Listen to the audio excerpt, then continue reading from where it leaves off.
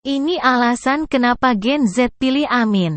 Ya karena kita lihat Bapak Anies lah yang mengusungkan perubahan, Bang. Kita hari ini negeri Indonesia ini membutuhkan perubahan, makanya kami tetap memilih. Walaupun menang kalahnya Bapak Anies tetap ada dalam hati kami, Bang. Dari visi misinya juga sesuai sama aku, dengan background aku sekarang kuliah di pendidikan juga. Jadi kayak relate aja gitu. Beliau ini merakyat gitu. Jadi emang seperti kita ketahui, bahkan orang yang datang ke sini aja tuh bukan mengharapkan sembako, tapi mengharapkan perubahan untuk Indonesia yang lebih baik ke depannya. Karena visi misinya cocok di kami. Karena orang tua juga jelasin banget tentang Amin itu keagamannya juga bagus banget kan. Terus karena yang tenaga pendidikannya juga bagus. Terus ngeliat juga dia di Jakarta ya.